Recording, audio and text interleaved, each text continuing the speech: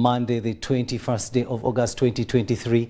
Hello there and welcome to our second and final edition of News Tonight here on UBC TV. First though, let's have a look at our top stories.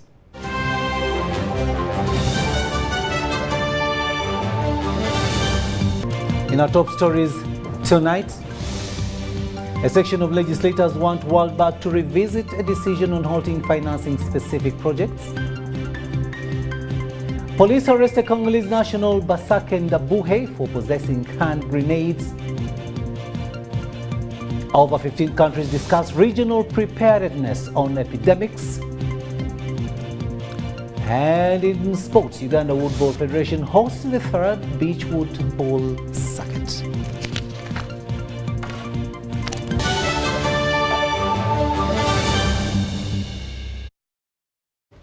Hello there and welcome once again. We are coming to you live online and on air from Broadcast House here on Nile Avenue. My name is Rukidi Edward Kijanagoma.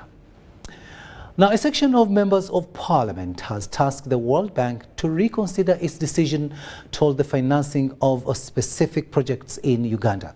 The MPs claim that the World Bank prematurely scrutinized the recent anti-gay law in Uganda and the decision can be reversed. However, the MPs believe Uganda can enhance its self-reliance through cutting, among others, its appetite for corruption. Take a watch. Days after President Museveni heckled the foreign aid as partly hindering Uganda's growth, some members of parliament have added their voice in addressing the matter on external financing. We are not going to relent to accept sin being disguised as a human right. The law that we passed is intended to ensure that sin does not find its way in this country. It's not that we have done anything unusual, because remember there are 26 nations around the world that have criminalized homosexuality. But you don't hear of any one of those nations being talked about the way we are. What is going on are two things. An attempt to send a message to the rest of Africa that if you dare touch these homosexuals, you will be in trouble. The MPs led by Asman Basalirwa, the Bugiri municipality MP, who championed the anti-gay law, claimed that the World Bank turned a blind eye to specific sections of the anti-gay law, hence distorting it. The reasons they have given in their communication are completely at variance with what the law actually says. So maybe they should come out openly, be open, be very clear as to why they are suspending loan facilities to Uganda. They should not use the law. They should not use the anti-homosexuality law because the relationship between their suspension and the law is completely not there. To the MPs, the claim by the World Bank that the anti-gay law in Uganda, among others, promotes discrimination and denies health rights to minorities seems false. Because by making that statement, the World Bank in effect is expressing lack of knowledge of this law. Section 14 of the law does not create an offense arising out of failure to disclose acts of homosexuality. There is no offense. It only places a duty on Ugandans to report acts of homosexuality to police for appropriate action. But the World Bank move remains a food for thought to achieve self-reliance strategy in Uganda as the MPs collectively call for an end to corruption. What we need to do is to prioritize our resources, impose in this discipline, frugality, and avoid wastage, because there's so much wastage, wasteful expenditure that we see, and need for strict accountability. We need to emphasize this. We need to ensure that there is effective implementation and supervision of plans. Daniel Mugoya, Gloria Gutabinji, UBC News. Now, the Kabaka of Buganda, Ronald Muwenda Mutebi II, has advised government and courts of law to find means of curbing land evictions that have become rampant and left many people homeless. The Kabaka was addressing the inaugural session of the 31st Buganda Luchiko at Bulange Mengo.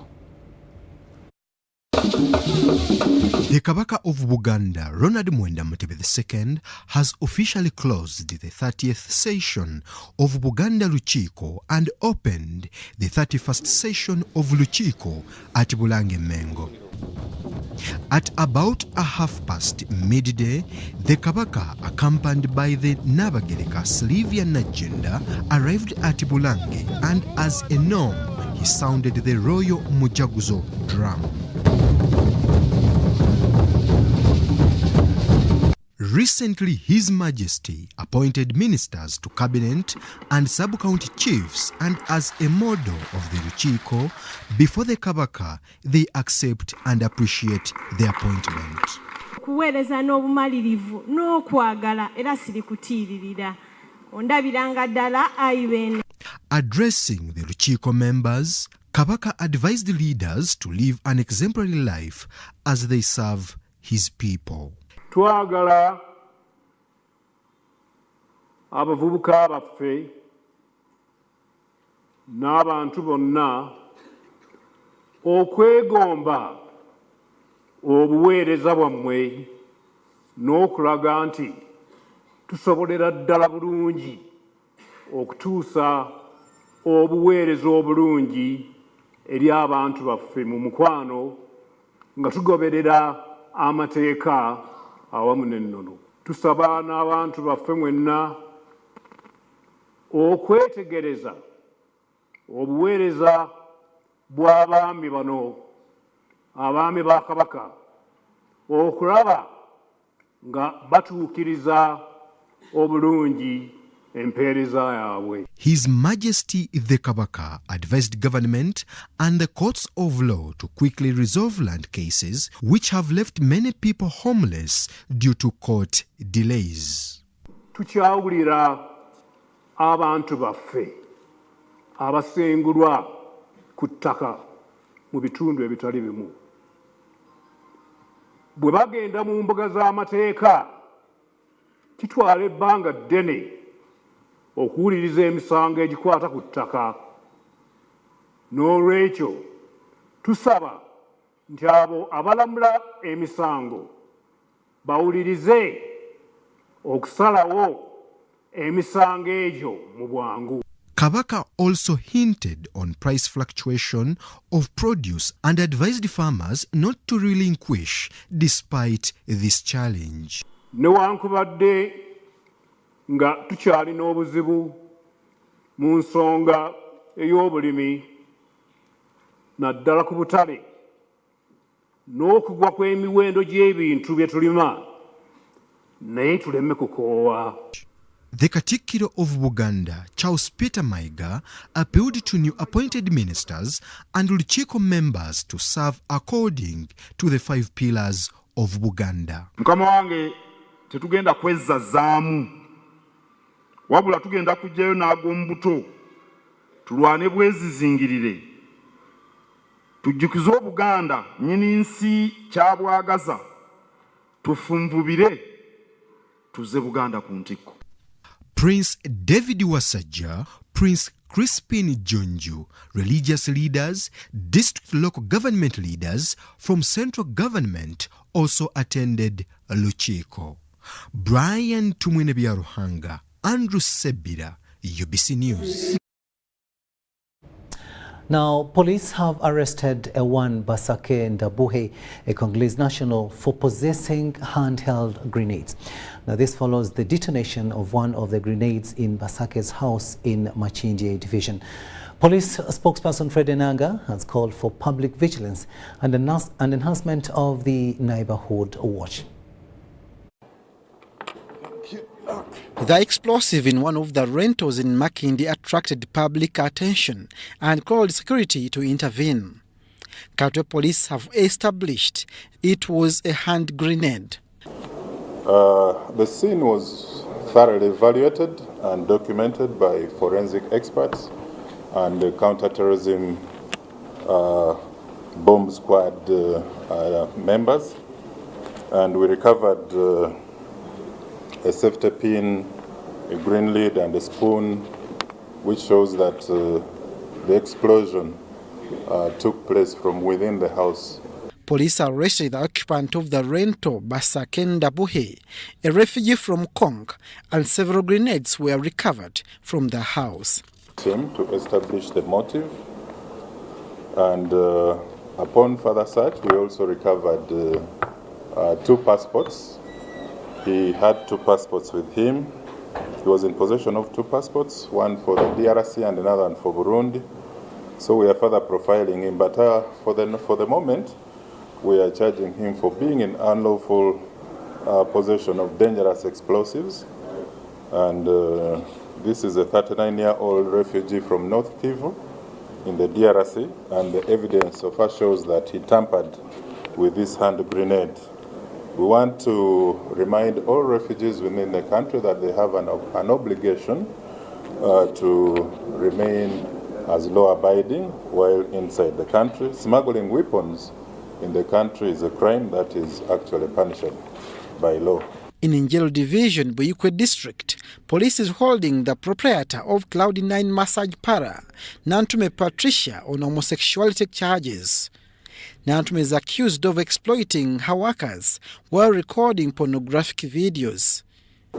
We've established that the same massage parlor, just like many others, the information is beginning to come, are engaged in a range of illicit sex acts to customers for an extra charge, which includes manual erotic stimulation, oral sex which is performed at the end of the massage, including acts of sodomy against female staff. During the search, police recovered an assortment of items used in shooting porn videos and arrested the accomplices. Our task teams managed to recover exhibits of a vibrator, which you put on, and with the design of a male organ, several packets of shisha lubricants for anal sex, and camera tripods, which were used for recording sex videos. So we strongly condemn such acts of human rights and sexual violations that continue to take place in massage parlors. The weekly security report indicates rising curve of homicide. In Namayingo district, Kasaja Brian killed Mudola Emmanuel, the ex-husband to his wife, Namobilu Mariam. Abdul Nasir Lubwama and Rogers Komagum for UBC. Now, police have disclosed that 87 individuals have lost their lives in road accidents across the nation, attributed to recklessness and overspeeding. Consequently, a nationwide operation targeting maximum speed limits will be implemented to mitigate accidents. Ivan Kahwa reports. Police have, for the period of August 12th to 19th, 2023, registered a total of 438 road accidents. These incidents claimed the lives of 87 individuals. Among these, 29 were riders, 11 were passengers, while 25 pedestrians died. And the cause of these accidents remain speeding, that is driving beyond prescribed speed limits on various roads, and improper overtaking. When we talk of improper overtaking, that is to say overtaking in blind corners, overtaking on hills, overtaking whenever there are many vehicles ahead of you. All this is improper overtaking. These numbers underscore the urgent need for comprehensive road safety measures to prevent further loss of lives. Pedestrians are urged to desist from using earphones while walking and advised to always face traffic while moving to avoid accidents. Also put on bright clothes, especially when they are moving on roads at night. Meanwhile, starting from August 22nd, 2023, a new operation will be initiated on the Entebbe Express Highway to rigorously uphold a maximum speed limit of 100 kilometers per hour. Those found violating this speed limit will be subjected to appropriate consequences. Don't drink and drive. This will mark the inception of a broader nationwide campaign aimed at fostering safer roads across the country. Sustained actions against reckless road users persist as part of the ongoing efforts to instill road discipline among drivers. Ivan Kahwa, UBC News. Thanks, Ivan Kawa, for that story there. Now, Uganda Red Cross Society has held a cross-border collaboration in health and Ebola virus disease preparedness high-level meeting. During the meeting, epidemics preparedness and response were identified as key in dealing with health emergencies. Over 15 countries from the region are discussing how to deal with health emergencies, as we hear in this story. Over 12 Secretary Generals of different Red Cross national societies are meeting to deliberate cross-border collaboration in Ebola virus disease and other epidemics preparedness and response national society. The Director, Public Health at the Ministry of Health, Dr. Daniel Chabayinze, notes that engaging communities is key in cross-border collaboration in managing epidemics. Uganda is part of the greater East African community and also part of the Horn of Africa, where we know epidemics are bound to happen, different epidemics. But maybe we talk about the viral hemorrhagic fevers like Ebola and Marburg have occurred in the region. And borders will always happen, and they do not respect the political borders, because communities live on either sides of the divide of each country. And the best way to manage epidemics is to handle them at source. At source meaning we have to have preparedness, we must have surveillance going on so that whatever information we get, we can use it. Especially today when we are talking about cross-border collaborations. Uganda is part of the East African one-stop border points, and also we employ the port health agencies to help, so that if people are crossing between two different territories, we are aware of their health statuses. The Secretary General of URCS, Robert Kwesigwa, says that epidemics and health emergencies do not recognize physical borders, so quick response frameworks and rules of engagement should be put in place. If we invest, and let them also help us to invest in having robust accounting systems, robust supply chain procurement systems, we can do it. We can do it. And so one of the things we are going to discuss during this time, I know it is an ongoing discussion, because even at the global level there has been this localization agenda. How do you take responsibility to the local actors? So part of the discussions this week or today and tomorrow is, as national societies, we can do it. If this pattern has been well, help us strengthen our systems for accountability purposes. Let our leaders be leaders in the real sense, and let us have the right to human resource. The meeting develops a collective roadmap for cross-border collaboration on epidemic preparedness. We also made a task force that is chaired by the Secretary General and has representation from the various directorates within the national societies, taking a whole of the national society approach to responding, because it's not only a matter of the health directorate, but all the other key directorates that support programming like finance, supply chain, human resources, operations, even audit and risk management. So we all join in and plan and to support the epidemic response. The meeting develops a collective roadmap for cross-border collaboration on epidemic preparedness. Kenya, Tanzania, Burundi, Rwanda, South Sudan, DRC, Ethiopia and Madagascar have sent representatives. Lydia Chomkama ending that report there, and we'll now take a short break, but we'll return with much more. Do stay with us.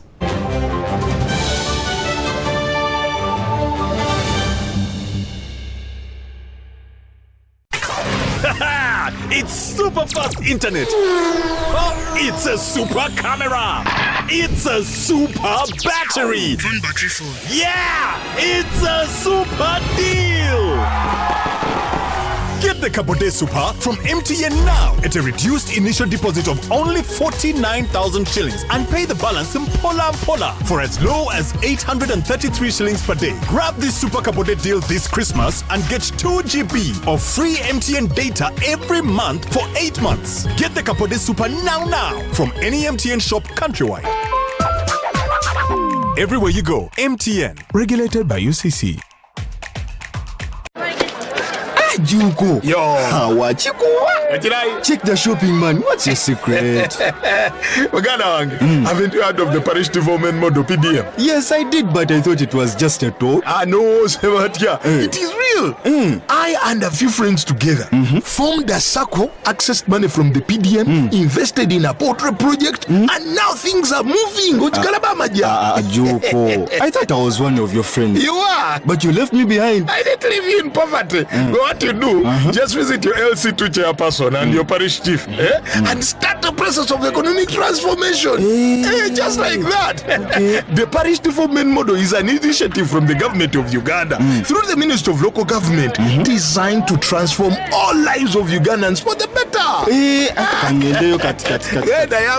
PDM, my parish, my development, my life.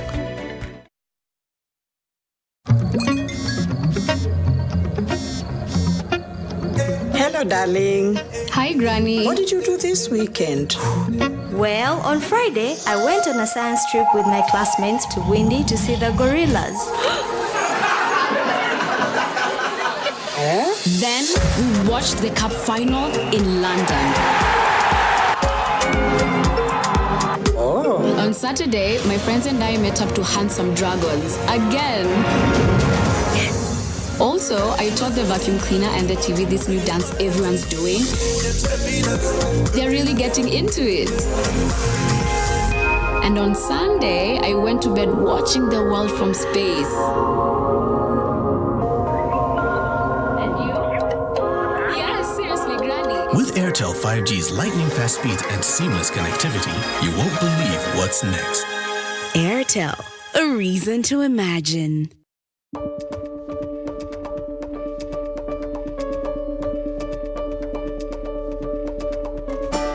Uganda's oil and gas projects are providing opportunities for international certification and employment in various disciplines.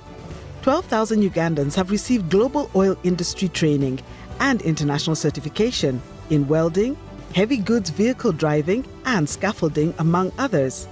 6 public and private institutions have received international accreditation and certification from industry bodies such as City and Guilds, ECITB, OPITO, AWS, and NEBOSH. 250 government officers from various ministries and agencies have trained in oil and gas-related disciplines such as petroleum engineering, geosciences, law, and economics. 71,300 Ugandans are currently employed in the sector.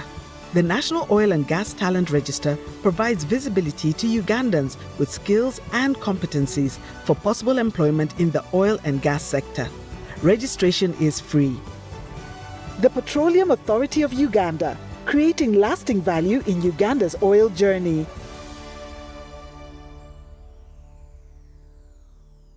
Are you tired of high fees and slow transfer time when sending money? Airtel Money is here to revolutionize the way you move your money. We have revised our rates back to ground. Sending money from Airtel to other networks in Uganda, East Africa, and to the rest of the world has never been more affordable. Dial *185# and start sending money. Switch to Airtel Money today and experience unbeatable rates and top-notch services for all your local and international money transfer needs. Airtel Money. Instant, secure, borderless.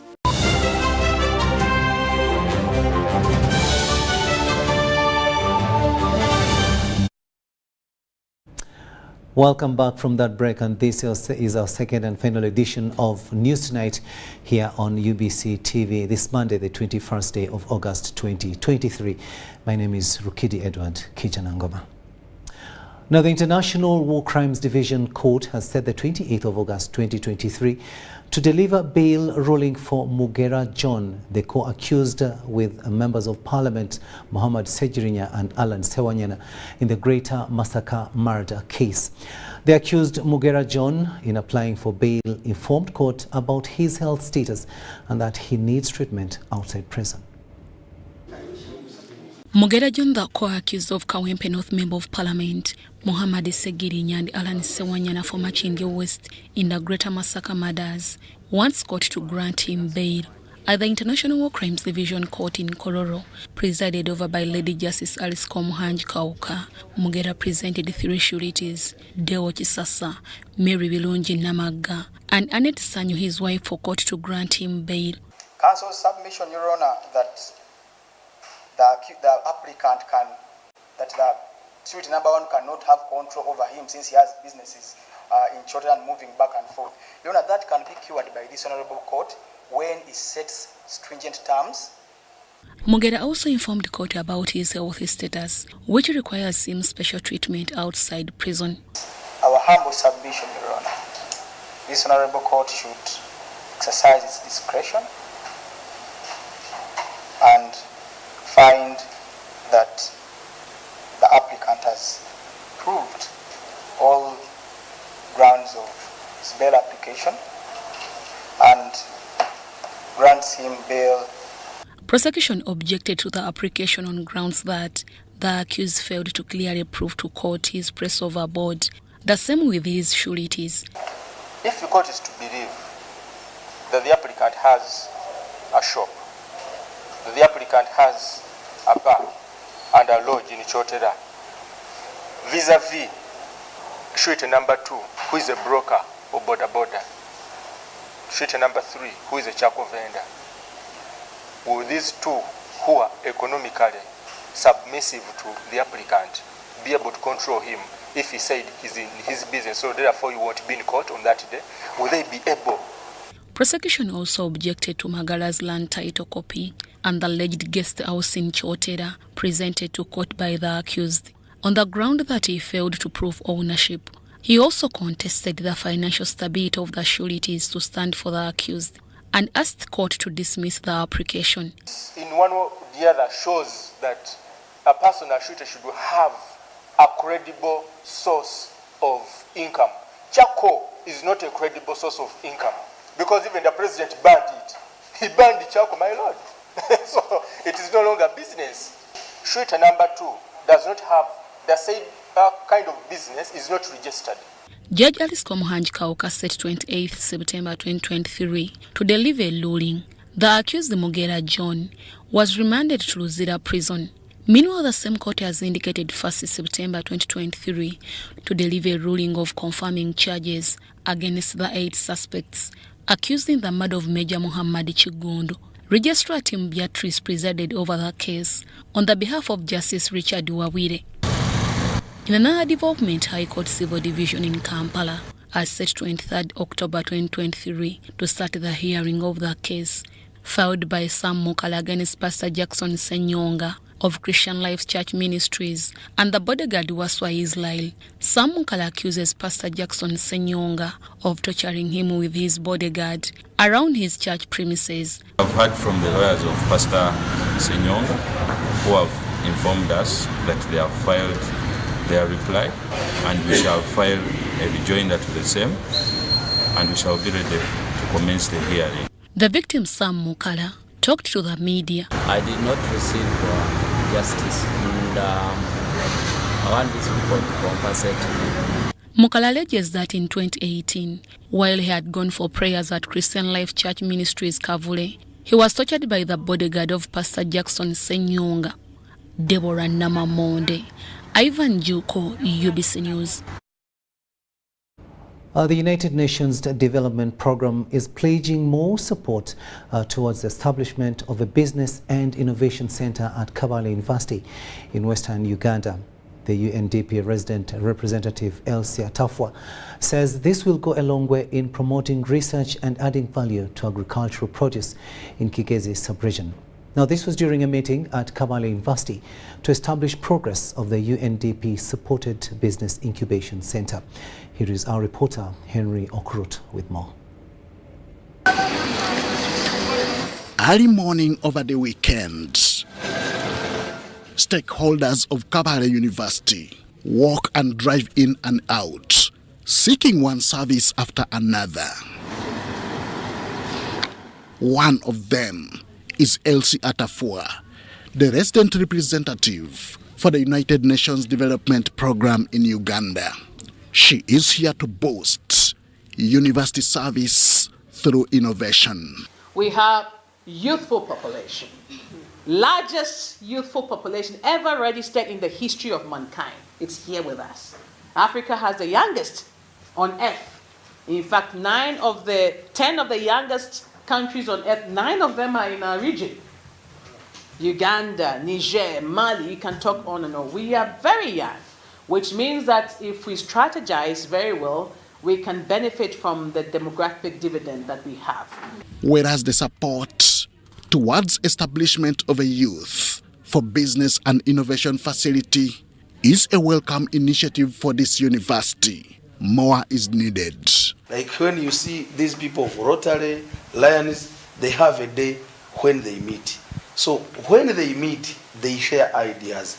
And as UNDP, if you can lend a hand and you bring experts and you bring those people to give testimonies who have successfully made it in life through UNDP, then we can transform our nation and the youth. The incubation center would introduce value addition to agricultural products like Irish potatoes that are commonly grown here in Kigezi sub-region.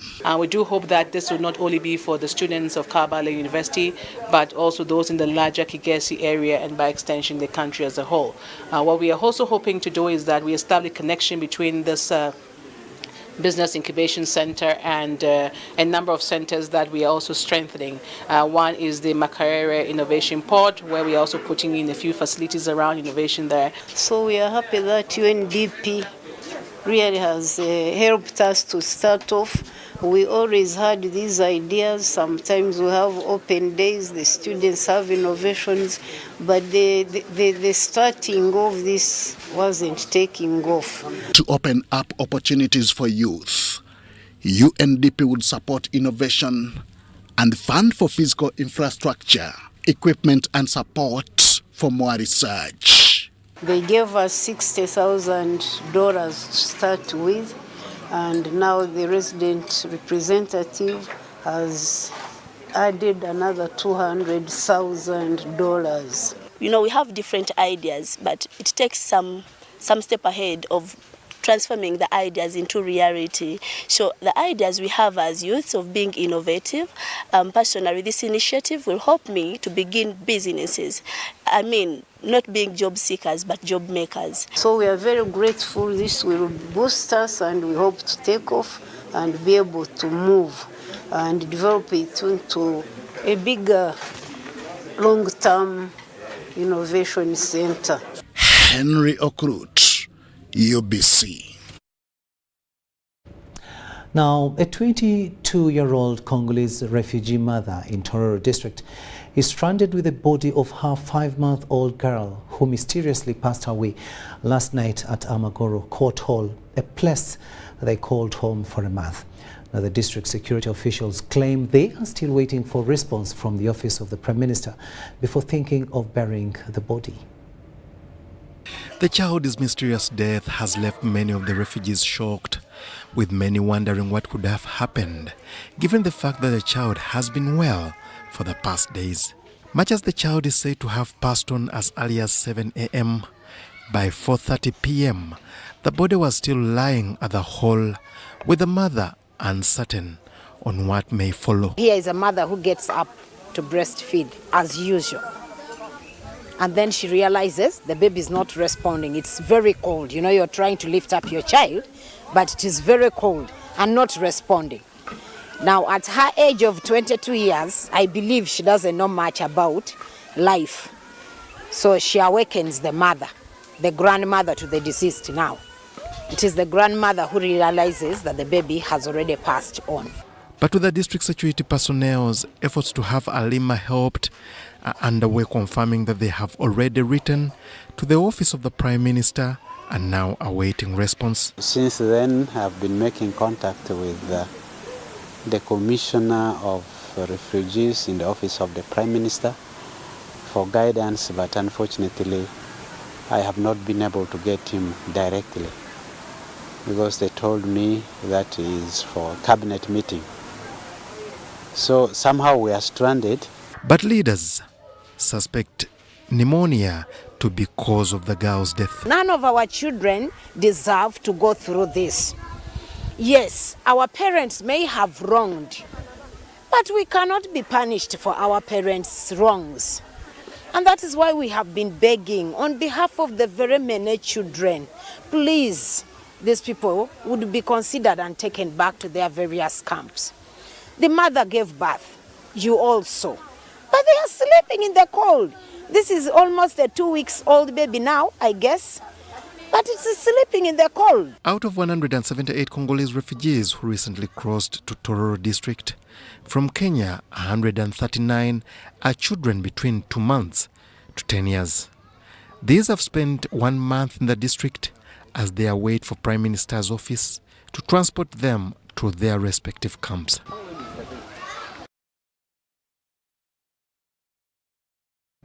To Jinja district now, where poor performance, lack of motivation and inadequate infrastructure development in schools has been cited as cause for poor response of communities around them. Now, this was revealed during the annual general meeting for St. John's SS Wachitaka in Jinja district. Now, St. John SS Wachitaka is a church-founded government mixed school in Jinja City with an enrollment of over 2,000 students and 80 teachers instead of 200, of whom only 45 are on government payroll. The parents debated the status quo after a short inspection. The school head teacher, Mwesigwa Samuel Senon, told parents that despite the inadequate funding, the school provides quality education.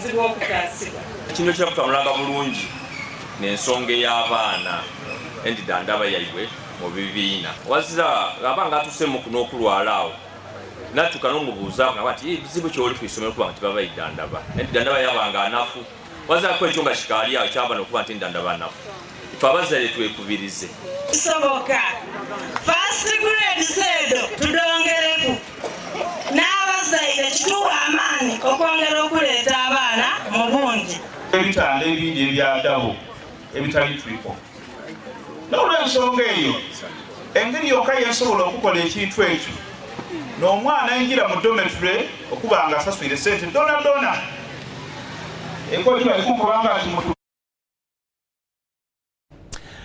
Now to Lango sub-region, where local cultural leaders from Lango sub-region are questioning the increasing number of cattle keepers, also known as Balalo, beyond Acholi, and drawing fresh calls for them to quit. The Prime Minister Lango Cultural Institution, George Ojwang, says the sub-region greening process cannot be achieved unless these people go, and they are also contributing to environmental degradation. Now, the cultural leaders also say large migrant cattle keepers must vacate to enable locals secure their land for high-value coffee cultivation. Large chunks of unutilized land in Lango sub-region have attracted migrant cattle keepers, commonly referred to as Balalo, to take advantage, prompting Lango cultural leaders to question their presence. This was during the installation of key clan leaders. Santos Ongodo, installed as Awitong.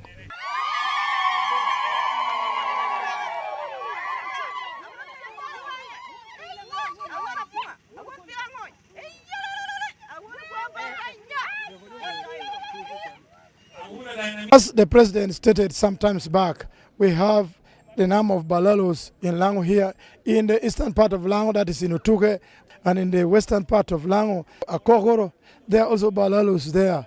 And well, they have affected us, but the president has made and that they should live. In the project of greening Lango, are planting a lot of trees, and so far this year alone, we have distributed through National Forest Authority quite a number of seedlings. Recently, President Museveni ordered the balalo in northern Uganda to vacate due to the impact on the environment. The issue of cattle keepers arose to pave way for locals also venture into high-value cash crops such as coffee. Because when you cultivate coffee, you get more money than cotton. So for this reason, I'm encouraging them to go into these into these groups, whereby you can be sure of getting some money in the future. Dr. Michael Dong, the head of Lango Cultural Institution, called for unity among the communities in the Greater Lango region, advising them to tap into government programs. The ceremony, preceded by tree planting, attracted delegations from Gulu and Nkozi universities, led by Professor Openjuru George Lada. Aviana Francisco, UBC.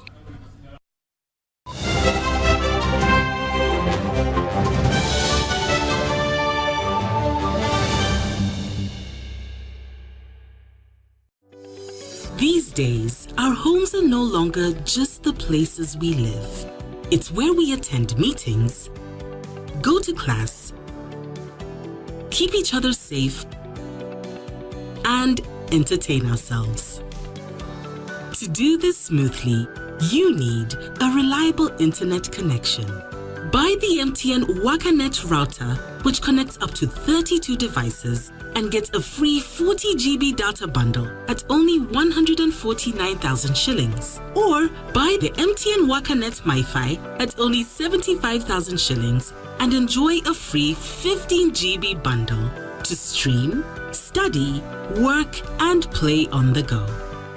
Visit any MTN service center to buy the MTN WakaNet router or MiFi and enjoy the internet that does amazing things.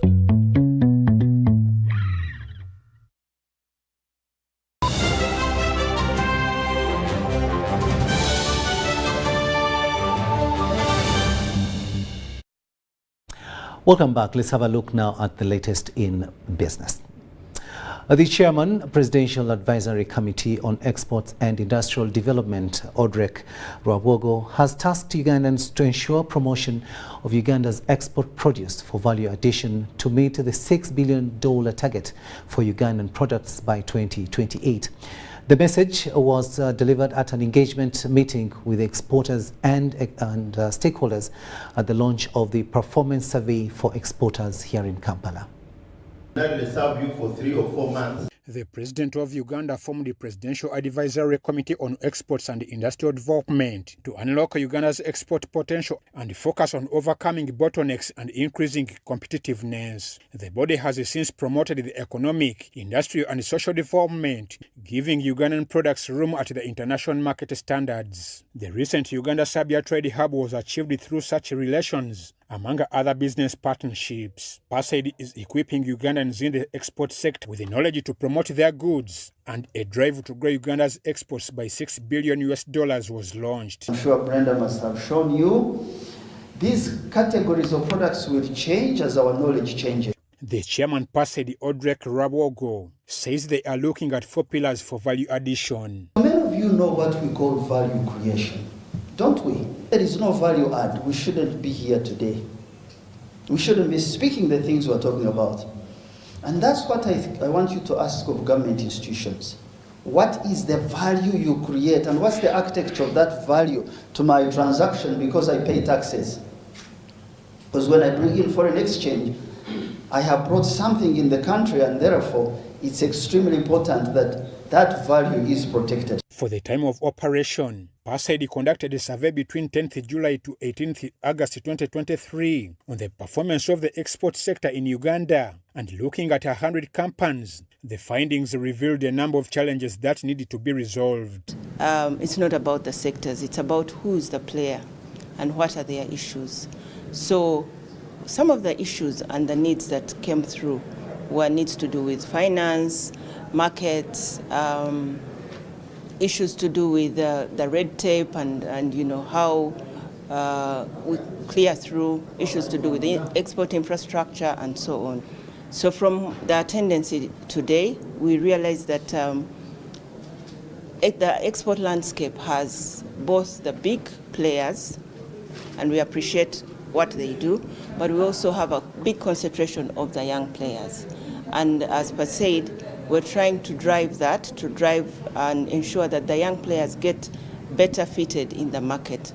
Exporters of Ugandan products want certain issues to be addressed if the $6 billion target for Uganda's exports is to be met come 2028. Basically, it is quality. Most of the times we identify pesticides. So our farmers must be educated on good agricultural practices. That is what PASAID is trying to do. There is challenges on the export end, where we try to export product, but then product does not match the standards of the other side. Coming together like this gives government an opportunity to address them collectively. And that's why the chairman rightly said that we need a longer time with the policy makers to be able to listen to us. PASAID has also embarked on training programs to open Ugandan exporters to the business world. Ivan Juko, Wycliffe Mudach for UBC.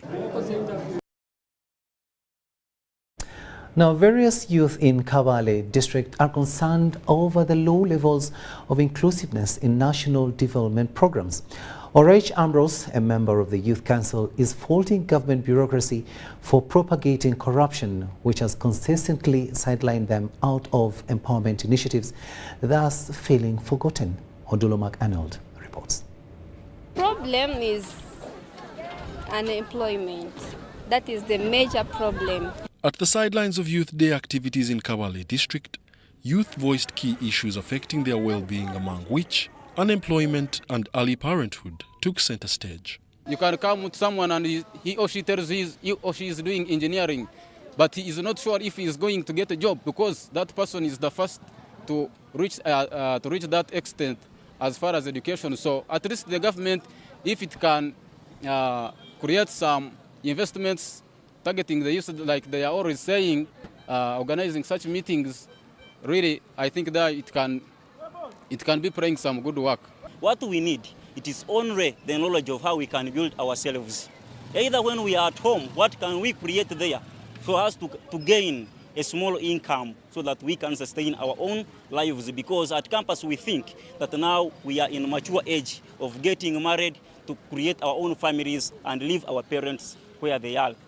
But how early one should become a parent is debatable due to the demands to provide for the family financially. Someone will tell you that going to the university is just an enjoyment, and of course, an enjoyment is a sign of sexual and what. Yeah, there should be much emphasis in education to make sure that the generation that is upcoming, they get quality education to keep them away from the practices that they are engaging in, leading them to the early parenthood. We have to participate in these green skills for youth because we are the future, so we need to participate and we create our own future. The Youth Livelihood Program, Emyoga, Uganda Women Entrepreneurship Program, and the Parish Development Model are examples of economic empowerment programs government is currently running, but some youth express facing hurdles becoming beneficiaries. I heard them talking about the meeting of 30% of PDM, the allocation given to the youth. But if you go to most of the districts, the group formation is blended. So meaning that the 30% is not going to be realized by the youth. We created a group of rearing goats, but when we reached at a sub-county level, they undermined us. They told us that what you have created, the money may not cater for you because the groups are very many. Out of the 8 billion world population, 1.5 billion are young people that fall under the youth bracket between 13 to 35 years. All of us all over the world, and particularly in Africa, where the youth are the largest majority of the population, if we do not invest in them, we are not going to achieve what we call the demographic dividend. That means we are not going to see the economic growth that we aspire for. In Uganda, young people constitute 76% of the population, making it critical to invest decisively in their future. Wadulo Makanold in Kabale District. Thanks, Wadulo, for that story there. Now, at least 110 female entrepreneurs have graduated from the GIS E4D Information Communication Technology Bootcamp training to the ICT Hub in Nakawa. This milestone is a significant step toward advancing the Women Entrepreneurship for Africa WE4A program's goal of empowering women for business growth. The digital training, organized by GIS E4D, focuses on enhancing knowledge and skills in ICT, equipping these entrepreneurs for sustainability and expansion. Sandra Kahunde reports. This initiative is backed by prominent partners, the Swiss Association for Entrepreneurship in Emerging Markets and the Tony Elumelu Foundation, emphasizing the international and private sector collaboration vital for female entrepreneurship development. The digital training enhances knowledge and skills in ICT and equips the women entrepreneurs for sustainable livelihood. I'll go back to office and do my own thing. So like, but I might as well show up. So I came, and even on the very first day, I embarrassed myself, like you thought you knew it all. I've gained knowledge a bit of everything almost, and it has increased not just my interest in the business, but the understanding of the business. To appreciate this ICT bootcamp for some of the things that it has been able to put into my life. One, I learned so much from the University of YouTube, yeah? But I wasn't able to get a hands-on skills. I was always telling my tech people, you know what, do this for me, do that for me.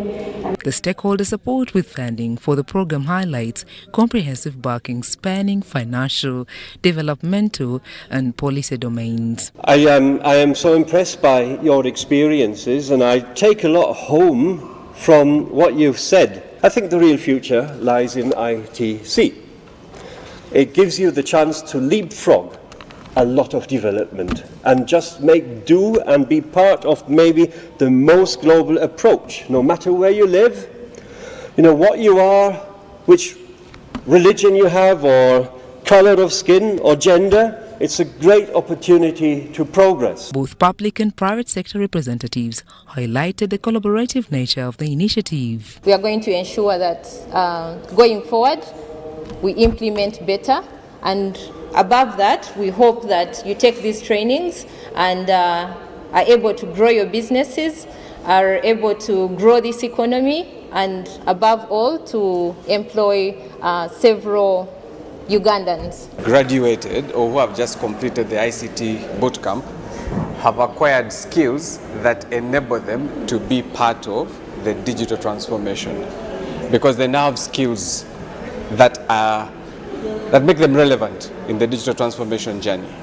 That's number one. Number two is that with these skills, it means that they can contribute to the digital economy. The graduation of these 110 entrepreneurs stands as a testament to effective collaboration between various sectors, underpinning women's empowerment in ICT and propelling economic growth. Sandra Kahunde, Jamel Sekaja, UBC News Tonight.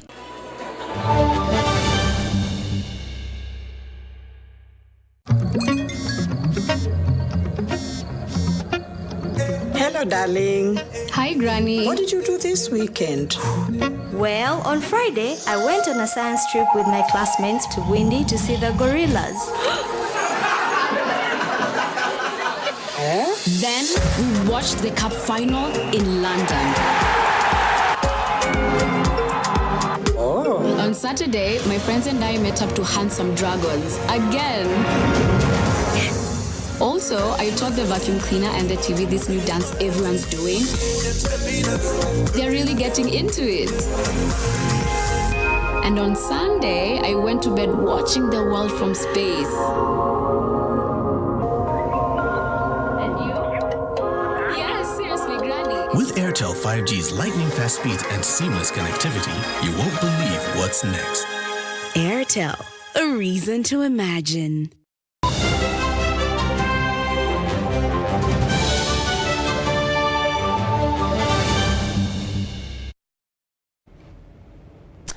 Sports news now, and we begin with Woodball. And Uganda Woodball Federation has hosted its third beach woodball circuit at Coco Beach in Entebbe. It attracted more than 100 players that showed off excellent skills. John Burns Sentamu reports.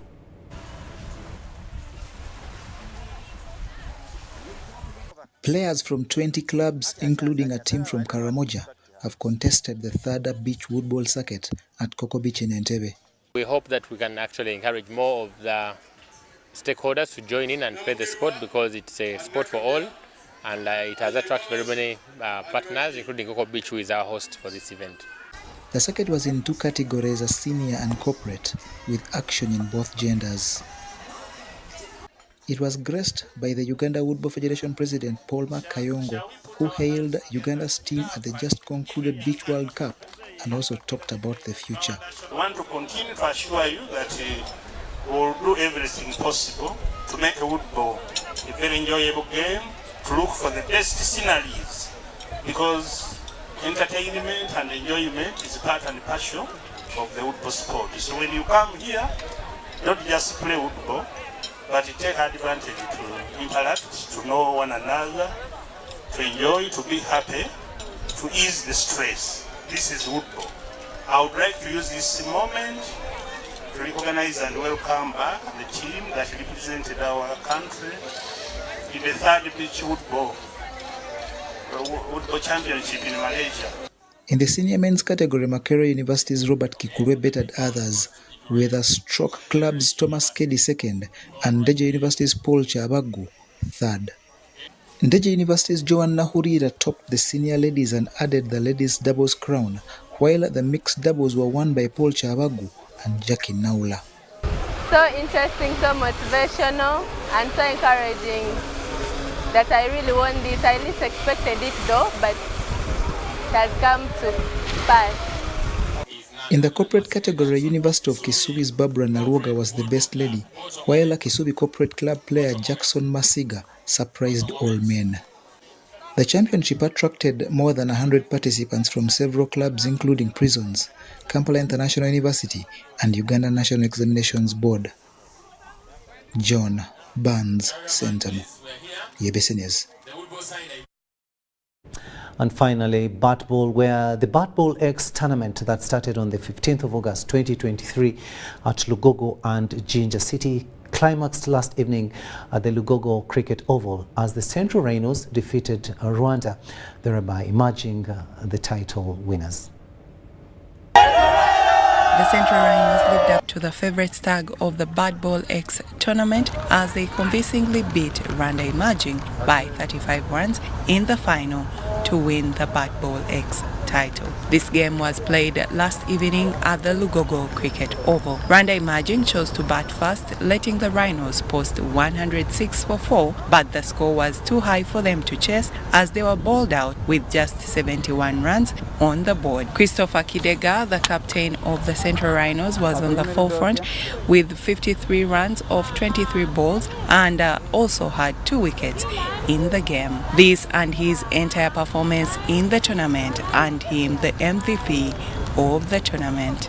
The final was quite competitive, but a top order batsmen, including me, we delivered runs and we actually set a good total for Team Rwanda Emerging, which we came and defended very well and won the game. The secret was all cricket is all about looking at the ball and then executing your shots. So all our batsmen came and did their best and we set a good total for the team. yes, it's a loss, but again, regardless the loss, we are a happy crop. So we are going home as a happy group, looking at how we played throughout the tournament. We are very happy for the results. Having played with these good teams, it is a good experience for them to even know that we can chase, we can come, we can sit and defend, we can come and chase down 89. Nile Leopards came in third after defeating Eastern Buffaloes by 26 runs in the placement game played earlier in the day. The total scores were 104 for 4 and 78 for 2 respectively. The week of cricket was crowned by a performance by the renowned Ghetto Kids. And that sports story brings us to the end of this edition. But before we leave you, let's have a quick recap of our top stories.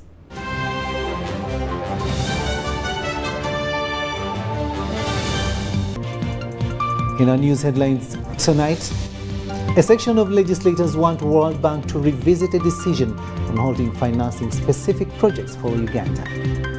Police arrested Congolese national Basake Ndahuhe for possessing handheld grenades. Over 15 countries discuss regional preparedness on epidemics.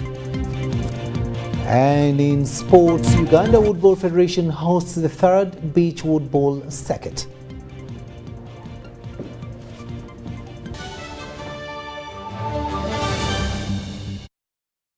Thank you so much for having kept us company. My name is Rukidi Edward Kijanangoma, wishing you a blessed night. But I'll leave you with the Molen Kenyana with the weather forecast for tomorrow. Molen.